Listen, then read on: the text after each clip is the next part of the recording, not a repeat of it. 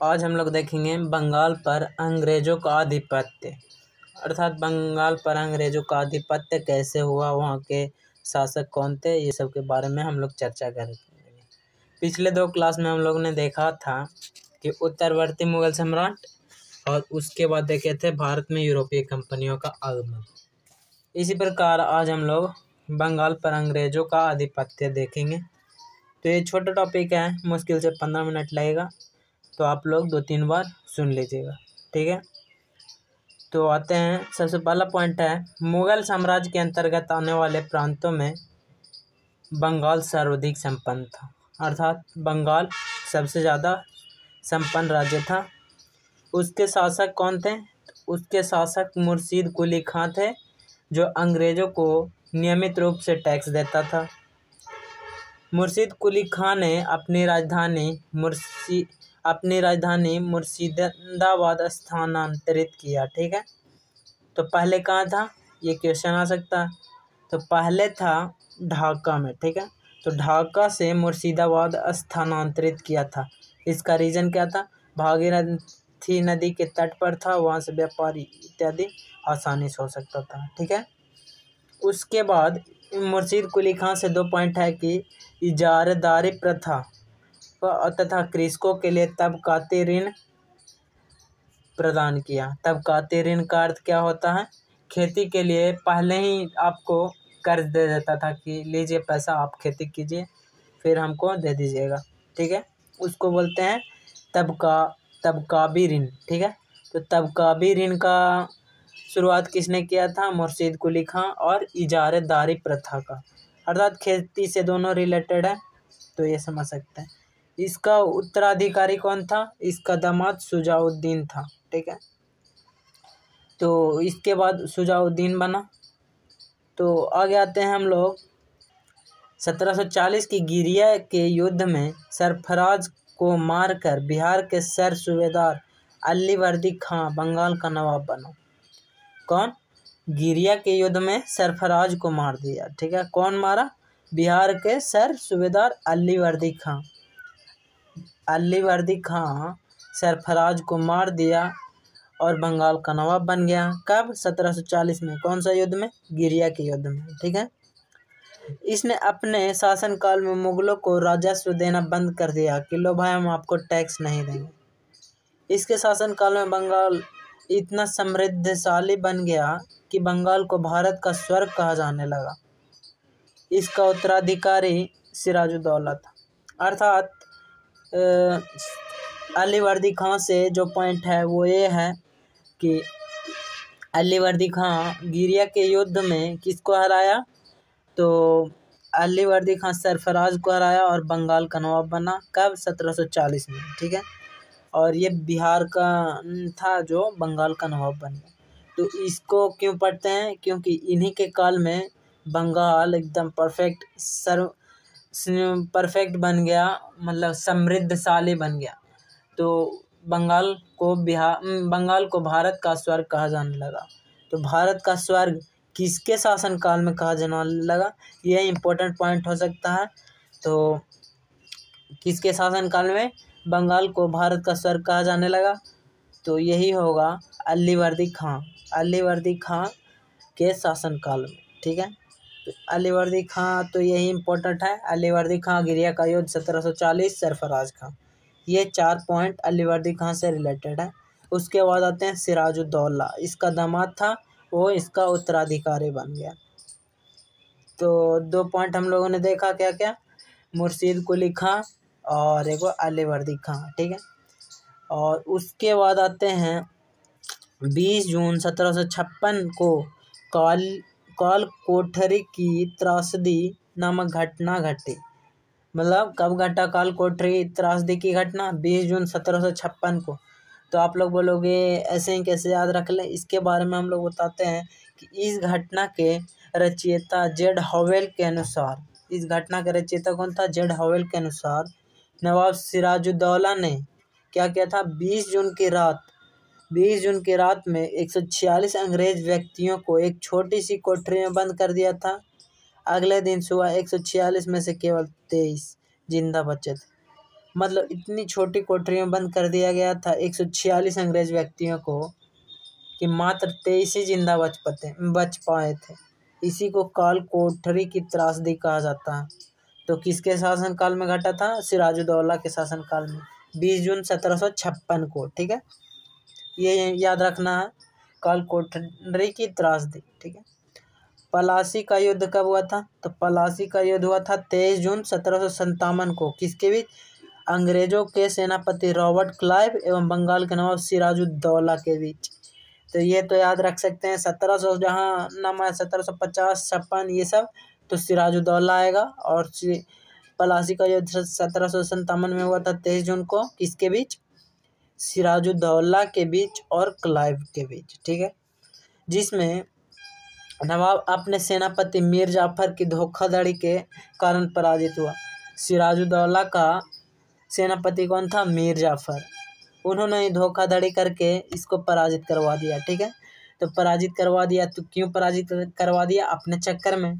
तो उसको फिर अंग्रेजों ने बंगाल का नवाब बना दिया। इसमें इम्पोर्टेंट पॉइंट क्या? पलासी की लड़ाई में मोहनलाल एवं मीर मदान के नेतृत्व में एक छोटी सेना नवाब के वफादार रहे। कौन कौन? मोहनलाल एवं मीर मदन के नेतृत्व में एक छोटी सेना वफादार रही। मीर मदन लड़ते हुए मारा गया। पलासी भागीरथी नदी के किनारे है। ठीक है, पलासी कहाँ है? भागीरथी नदी के किनारे। ये इम्पोर्टेंट पॉइंट है कि पलासी के लड़ाई में मोहनलाल एवं मीर मदन अंग्रेजों के तरफ से वफादार था। अंग्रेजों के तरफ से नहीं, नवाब के तरफ से वफादार था और ये लड़ते हुए मारा गया था मीर मदन। तो आप लोग बोले पलासी कहाँ है? तो भागीरथी नदी के किनारे। ठीक है, ये हो गया क्लियर। अब आते हैं क्लाइव के हाथों की कठपुतली नवाब मीर जाफर को अंग्रेजों ने 1760 ईस्वी में हटाकर उसके दामाद मीर कासिम को बंगाल का नवाब बना दिया। मीर कासिम ने अपनी राजधानी को मुर्शिदाबाद से मुंगेर स्थानांतरित किया। मुंगेर को क्या नाम था? मुगदलपुर। तो हम लोग फिर से देखते हैं कि सिराजुद्दौला का हराने में किसका हाथ था? तो मीर जाफर का हाथ था। मीर जाफर नवाब बन गया लेकिन उसको हटा दिया गया। अंग्रेज जानता था कि इसको कुछ दिमाग है नहीं, जो कहते हैं वो सुन लेता, वो ऐसा नहीं चाहिए। तो क्लाइव के कठपुतली कौन था? तो मीर जाफर था। जाफर समझ सकते हो, मीर जाफर। सिराजुद्दौला को हराने में किसका हाथ था? मीर जाफर का। मीर जाफर जब नवाब बना तो अंग्रेजों ने क्लाइव ने उसे हटा के उसके दामाद मीर कासिम को, ठीक है, क्लाइव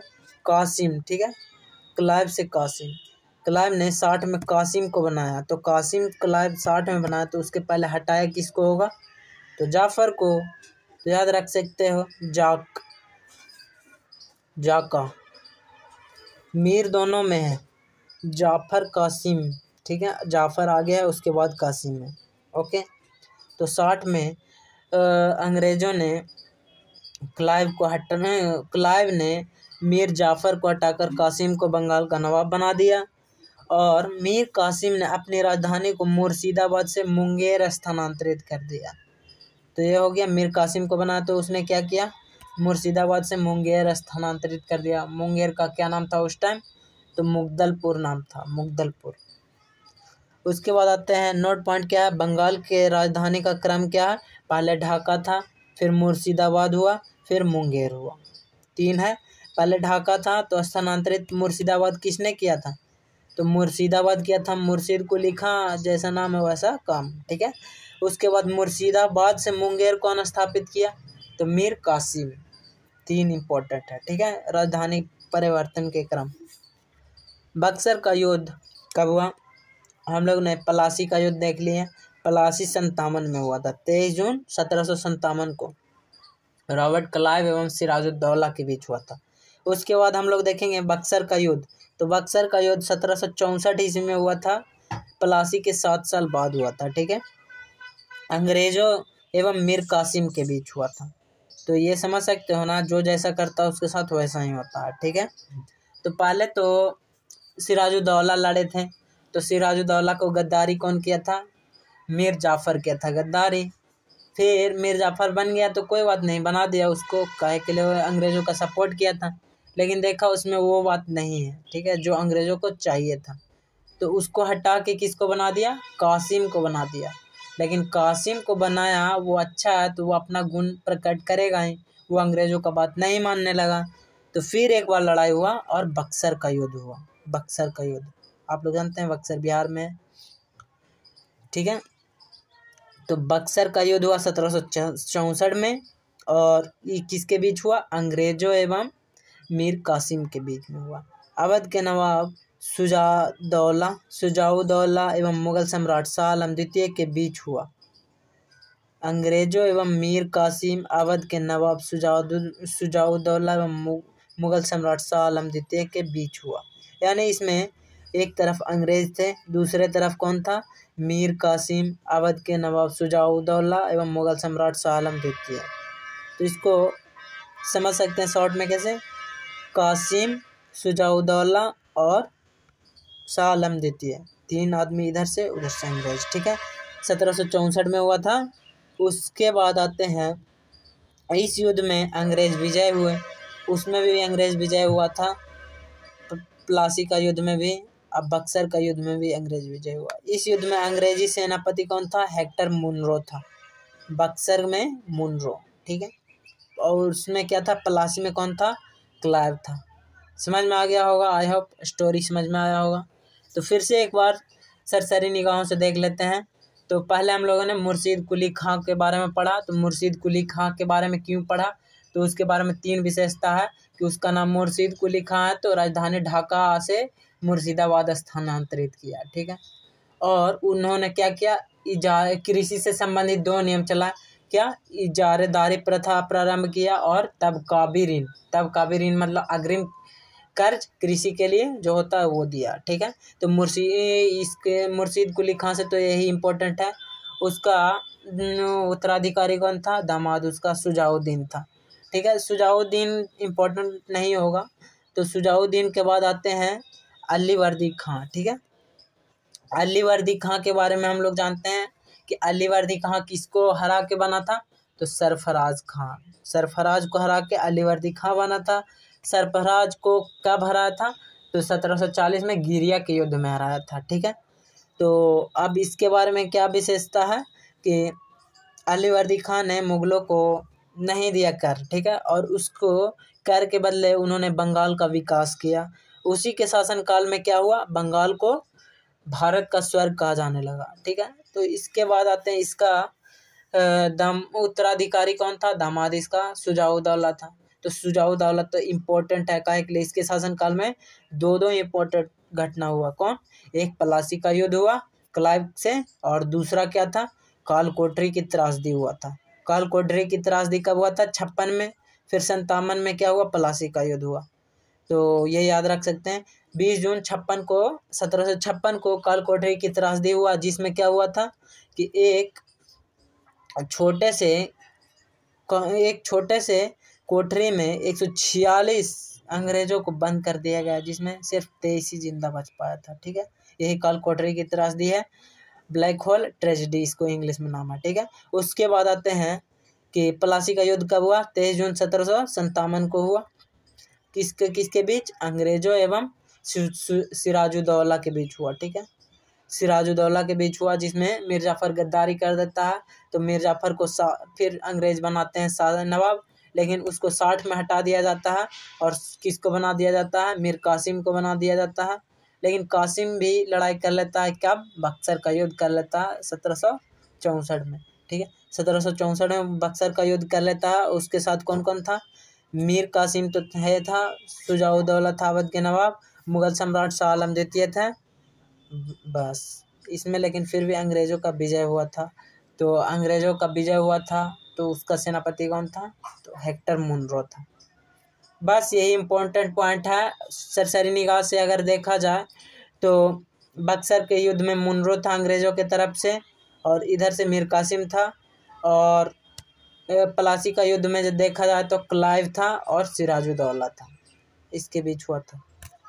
56 में और एक 57 में और एक 64 में।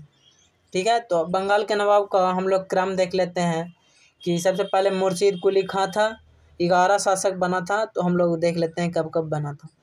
तो मुर्शीद कुली खां बना था कब से कब तक, 1713 से 27 तक बना था। और उसके बाद शुजाउद्दीन बन गया।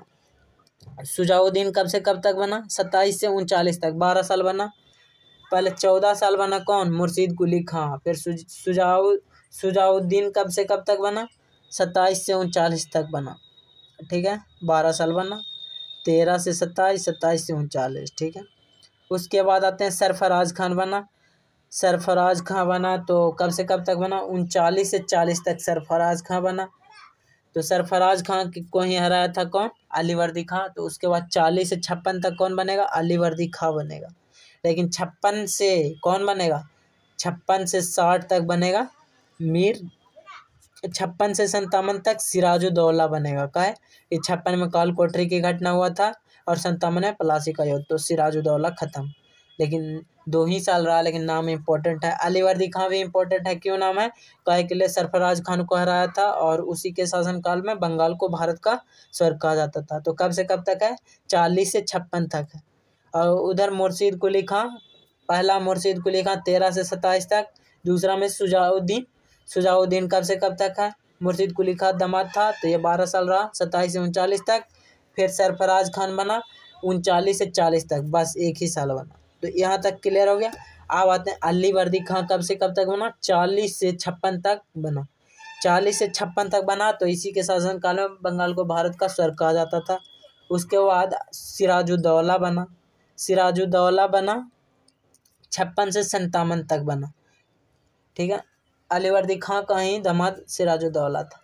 ठीक है, सिराजुद्दौला बना 56 से 57 तक। उसके बाद सिराजुद्दौला को गद्दारी कर दिया था मीर जाफ़र। तो जाफ़र बना 57 से 60 तक, 3 साल बना। उसके बाद जाफ़र को भी हटा दिया अंग्रेजों ने 60 में, क्लाइव ने हटा दिया था, रॉबर्ट क्लाइव ने, और मीर कासिम को बनाया था। तो मीर कासिम को कब बनाया था, 60 से 63 तक। 64 में तो लड़ाई हो गया। ठीक है, 60 से 63 तक बना। और फिर मीर जाफ़र दोबारा बन गया 63 से 65 तक। ठीक है, तो मीर जाफ़र 57 से 60 तक था। फिर कासिम बना 60 से 63 तक। फिर अंग्रेजों ने बोला नहीं यार, कासिम थोड़ा ज़्यादा चालाक है, तुम ही आ जाओ, जाफ़र ही आ जाओ। ठीक है, तो जाफ़र बनता है 63 से 65 तक। फिर जाफ़र बन जाता है। उसके बाद निज़ामुद्दौला बनता है। निज़ामुद्दौला 65 से 66।